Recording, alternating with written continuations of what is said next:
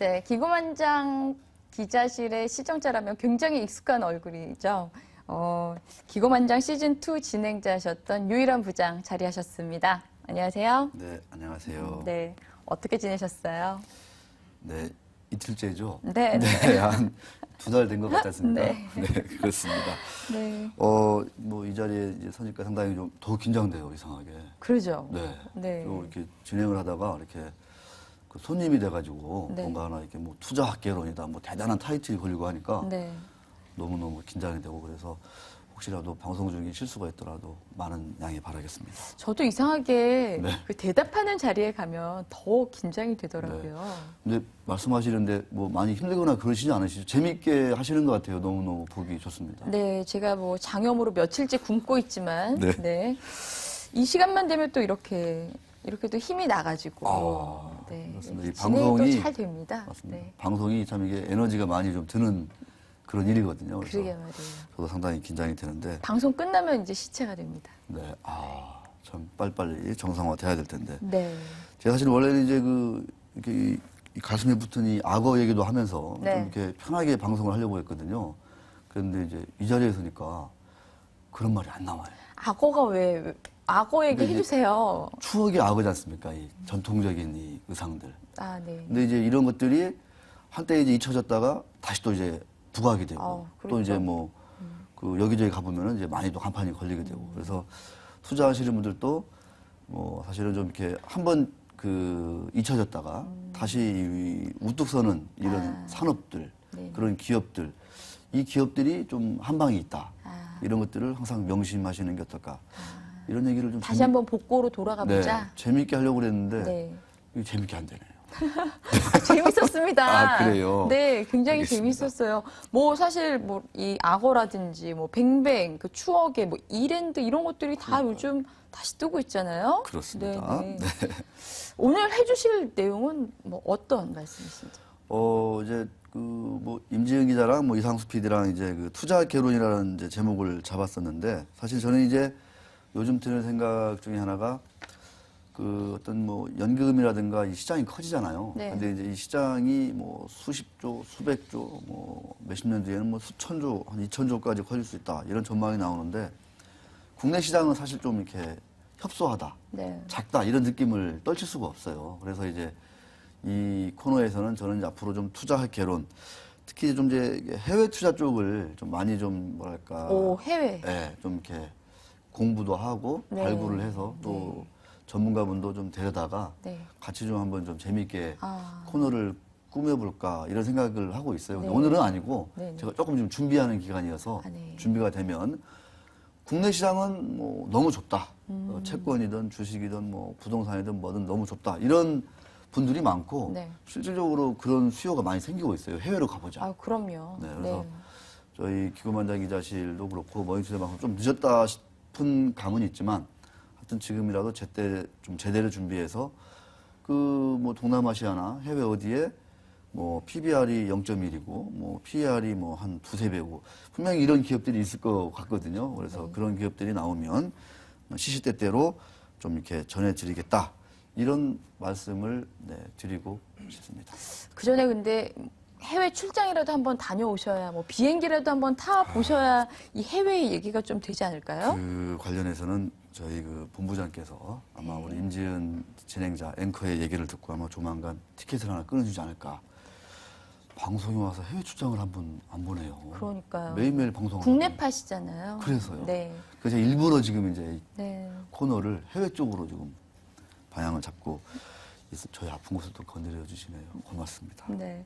실질적으로 그 고액 자산가들의 자산 배분을 보면 90% 이상이 국내 자산 뭐 이런 쪽에 치중이 돼 있다고 하더라고요. 그래서 이런 부분들, 이 해외 투자 이쪽 부분에는 좀 신경을 써야 되지 않을까 이런 생각이 저도 들더라고요. 네, 그 부분을 유 반장님께서 앞으로 담당해 주신다고 하니까요. 시청자 여러분 관심 많이 가져주시기 바랍니다.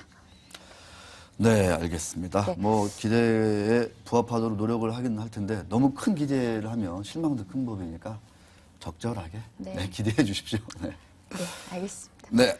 네, 지금 좀 뭐 따끈따끈한 소식이 들어와서요. 이거 먼저 한번 짚고 넘어가도록 할게요. 외국 기업의 카지노 시장 개방이 됐다는 소식이 들어왔습니다. 관련 사항 산업 2부 최승환 기자에게 들어보도록 하겠습니다. 최승환 기자? 네. 네, 어떤 내용인가요? 구체적으로요. 네.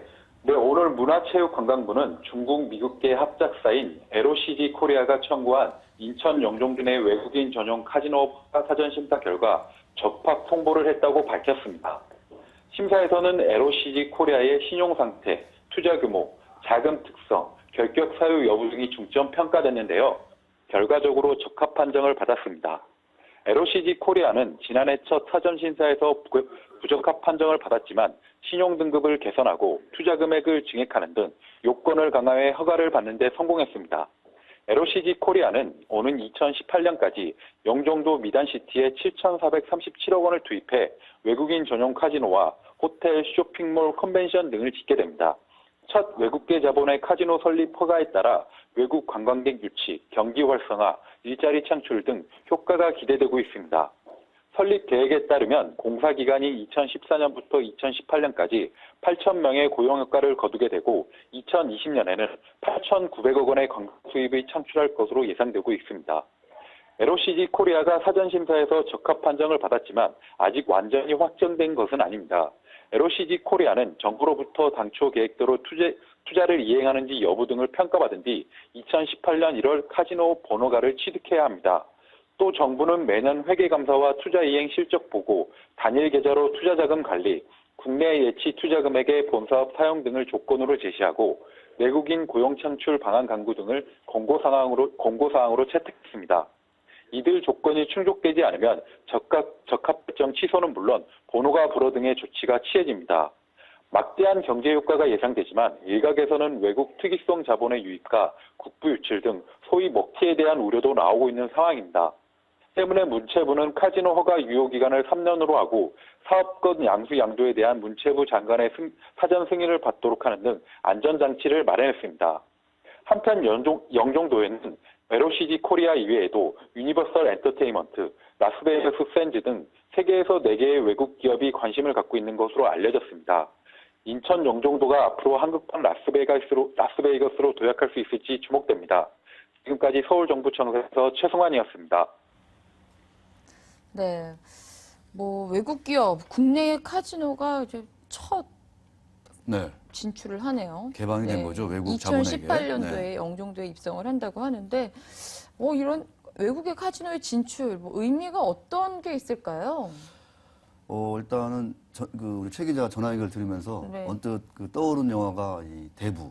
네네. 그 대부 보면은 2편인가에 그러니까 그 아들이죠, 아들이 이제 그 아버지의 그 가업을 이어받지 않습니까? 그 보면 이제 라스베가스를 지금의 이 카지노와 호텔, 이 숙박 그 대단지로 개발하는 네네. 그런 장면이 나오거든요. 이제 거기는 이제 좀 이제 그 지하의 자금, 음성적인 자본이 이제 대거 투입되는 그런 장면들이 많이 나오는데 이 영종도 같은 경우에는 원래 이제 옛날부터 이제 개발을 하자 해가지고 지자체 뭐 정권 차원에서 선거 때마다 나오는 이제 공약 사항이었거든요. 근데 안 됐어요. 왜냐하면 우리가 영종도 가봐도 황량하고 이게 주변 시설도 없고 사실 좀 오지에 있지 않습니까? 맞아요. 네. 그래서 결과적으로 기대감은 컸는데. 정부에서 이제 결국 승부수는 뭐였냐면 바로 이 카지노하고 호텔이었어요.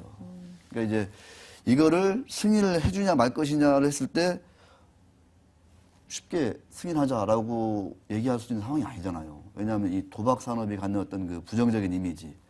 사실은 이 도박이 갖는 그 폐해는 이루 말할 수가 없거든요. 그런데 이제 이 지역 부동산 개발도 해야 되고 또 자금 유치도 해야 되고 그럼 결과적으로는 이 도박 사업을 인정해주고 네. 해외 자본 끌어들이면서 또 외국인 관광객들 여기에도 유치해야 되거든요. 그러다 보면은 호텔도 지어야 되고 네. 식당도 지어야 되고 이제 레저 시설 지어야 되고 이제 맞물려 가는 건데 네. 결국은 정부가 이제 어떤 그 이 지역뿐만 아니라 외국인 관광객들 유치 이런 어떤 일종의 좀 크게 보면 경기부양 차원에서 경기부양이 될 것 같아요. 일각의 네. 어떤 그 비난 여론을 뭐 약간은 좀 무릅쓰고 이 정도는 내 감수하겠다 하면서 약간 좀 그 결국은 좀 베팅을 하지 않았나 네. 이런 생각이 듭니다. 네. 다시 시장 얘기로 돌아가 보겠습니다. 네, 시장 얘기. 네, 사실 진짜 좀 전 놀랐어요. 어저께 제가 방송 진행할 때까지만 해도 코스닥이 잘 나갈 것이다. 네. 뭐 이런 얘기를 하고 있었는데 딱 방송 끝나고 나와서 보니까 뭐 코스닥 우수수수 떨어지고 있고 뭐 이러면서 이제 이 대세가 이 무게 중심이 코스피에서 코스닥으로 넘어갈 거다. 뭐 이런 얘기까지도 나오고 있는데 네. 지금 이제 유 반장님께서는 어떻게 평가하고 계시는지요? 한마디로 말씀드리면은 그 이제 중소형주가 이제 맛이 가고 대형주 중심의 코스피 시장으로 좀 매기가 이전한다. 이런 이제 얘기들이 나오고 있어요. 네, 네. 근데 그거 진짜예요? 그에 대한 저의 어떤 그 생각은 네. 부정적입니다. 네. 왜냐하면 대형주가 가려면 네. 외국인이 사야 되거든요. 네, 그렇죠. 단순하게 얘기해서 네, 네. 국내 기관이라든가 개인들은 힘이 약해요. 움직력도 약합니다. 기관이 삼성전자를 사서 끌어올리기에는 우리가 알지 않습니까? 버거워요. 외국인이 해줘야 되는데 아직 외국인은 제가 볼 때 국내 시장에서는 약간 관망세다. 네. 일부 좀 자금이 빠져나가는 것도 보이면서 좀 어떤 그 우크라이나라든가 이런 어떤 그다음에 이제 그 FRB 출구 전략 이런 것들을 좀 같이 네, 네. 좀 보면서 관망을 하고 있다 이렇게 볼 수 있을 것 같고 그 우리 저 임지영 기자가 얘기했던 어제 그 코스닥 시장의 붕괴는 한마디로 얘기하면은 그 놀자주, 엔터주, 뭐 게임주 요 두 업종의 어떤 그 급락이다 네. 이렇게 좀 보고 싶은데 오늘도 사실은 이제 힘이 별로 없어요. 저는 이제 딱 한 가지를 얘기하고 싶은 건데 뭐 일각에서 이제 뉴스 나온 거 보니까 뭐 중국이 이제 정부 차원에서 그 전자 결제를 이제 게임하면서 네, 규제를 좀 한다? 전자 결제에 대해서 좀 이제 그 규제를 하겠다 이런 얘기도 있는데 제가 볼 때는 그거보다는 이 M게임이라는 크지 않은 그 게임 회사의 어떤 그 실적 충격이 전반적으로 투자자들한테 뭐랄까 좀 이렇게 크게 좀 뭐랄까 각성의 계기가 되지 않았나 이런 생각이 듭니다. 그래서 제가 준비한 이 표는 뭐 제가 그동안에 해왔던 그런 표인데 한번 보면 그 우리들이 얼마나 좀 이 허무맹랑한 투자를 하고 있는 건지를 잘 이제 보여줄 수 있어서 저는 이 표보다 더 그 심플하면서도 네. 간결하면서도 좀 효율적인 그런 그 콘텐츠를 제가 찾지를 못했어요. 네. 항상 표 준비하시잖아요. 네, 한번 보겠습니다. 표 보시죠. 그 우리 시청자분들 중에서 이제 아파트 사시는 분들도 많고 네. 주식 투자해서 집 사야지 이런 분도 많을 거고 이미 아파트 가지고 계신 분도 있을 거예요. 근데 M게임이라는 회사가 작년에 뭐 그 게임 개발비를 이제 일시에 이제 비용으로 떨었다고 하더라고요. 그래서 순이익이 654억 원 적자가 났습니다. 이에 따라서 자산에서 이 부채를 뺀 자기 자본 총계가 73억 원으로 줄었어요. 이 회사의 자본금이 72억 원이에요. 1억 원만 더 손실이 났으면 자본 잠식에 들어갈 뻔했어요. 그러니까 그동안에 회계적으로 상당히 그러니까 좋게 말하면 공격적으로 했던 거고 네. 아주 냉철하게 말하면 뭔가 문제 있게 회계를 짜왔던 거죠.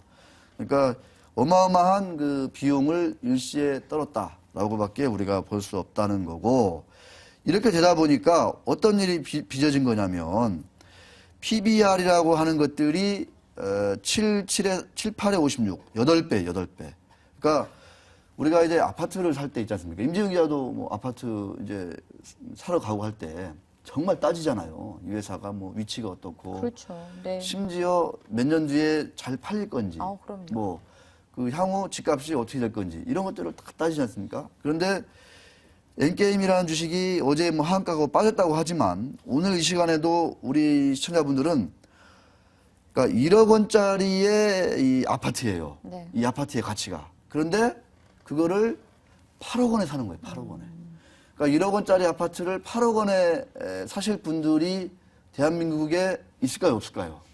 근데 지금 아파트가 네. 지금 아파트 경기가 안 좋아서 그런데 사실 예전에는 그 아파트가 사놓으면 오르고 그랬기 네. 때문에 그냥 기대감 오를 거라는 기대감 기대감. 때문에 계속 올랐던 거고. 그래도 아파트를 1억 원짜리인데 기대감 있다고 해서 그거를 2억 주고 사는 우리 대한민국의 그 아주머니들, 아저씨들이 있나요? 지금은 없겠죠. 없어요. 네. 없습니다. 아니, 아파트 경기가 좋을 때도 그렇게 시가에 그 장부가에 몇 배를 주고 사는 사람은 없거든요. 그런데 우리나라의 주식 투자하시는 분들은 두세 배가 아니라 이렇게 장부가의 8배를 주고 매매를 하시는 분들이 여기저기 많습니다. 네. 그런 것들을 제가 한번, 그러니까 이런 것들이 딱 숫자로 드러나니까 어제 이제 시장이 이제 네. 충격을 받은 거죠. 특히 이제 그 게임 회사들 어제 더 많이 빠졌던 것 같고, 또 엔터 기업들은 또 이제 그 양현석 씨가 이제 특히 이제 YG 같은 경우에 유상증자 지금 앞두고 네, 있잖아요. 근데 이제 자기 그 현금, 피 같은 현금 이제 유상증자에 꼬라박기는 좀 거시기 하니까 이 또 주식을 파는 거죠. 그러니까 그러다 보니까 이제 엔터주들이 어제 많이 빠졌던 것 같고, 하여튼 저는 좀 어제의 흐름은 그 중소형주에서 대형주로 간다기보다는 일부 어떤 그 인기가 많았던 네. 버블이 꼈던 주식들이 좀 이렇게 조정을 받는 그런 현상이 아니었나 이렇게 좀 보고 있습니다. 그럼 대형주가 약간 반등하는 거는 왜 이런 현상이 나타난다고 보시는 거예요? 일단 뭐 여러 가지 생각이 들긴 하는데 어떤 그 우리가 키 맞추기라고 얘기하는 옛날에 많이 했어요. 그러니까 중소형주가 많이 가다 보면은 그 대형주가 워낙 이제 많이 이제 밀리다 보니까 그 대형주가 기술적으로 반등을 하면서 그 괴리가 좀 줄어든다. 이런 것들이 좀 이렇게 얘기가 많이 됐었는데 요즘 들어서는 이제 그 롱숏 전략을 하는 네. 이제 펀드들도 많이 생겨났지 않습니까? 그렇죠. 그래서 우리 이제 시청자분들이 앞으로 어떤 시장의 흐름이라든가 특히 이제 중형주 이상 시가총액이 한 3천억, 4천억 이상 되는 그런 그 상장사들 같은 경우에는 이 롱숏 펀드의 어떤 그 기계적인 그 뭐라고 해야 되나요? 그 반대 매매랄까? 숏 커버링 또는 네. 뭐 그 손절매랄까? 이런 것들에 따라서 주가가 기계적으로 움직일 수 있다. 이런 것들을 유심히 보셔야 된다라는 생각이 드는 거고, 어제 그 LG 디스플레이가 기가 막히게 올랐거든요. 네, 그렇죠. 네, 여기 이제 보면은 애플이 이제 그 뭐 애플의 그 뭐랄까요 태블릿이라든가 네. 이런 것들이 이제 디스플레이가 네 많이 뭐 이렇게 쓰인다 해가지고 많이 올랐었는데 네. 그런 것들을 감안하면 좀 그런 것도 있지만 결국은 이제 워낙 LG 디스플레이를 네. 눌렀던 종목에 대한 어떤 그 쇼커버링도 네. 있다 이런 생각이 듭니다. 야, 말씀 나누다 보니까요. 시간이 정말 금방 간 것 다 갔어요? 같습니다. 네, 네. 벌써 다 갔어요. 네.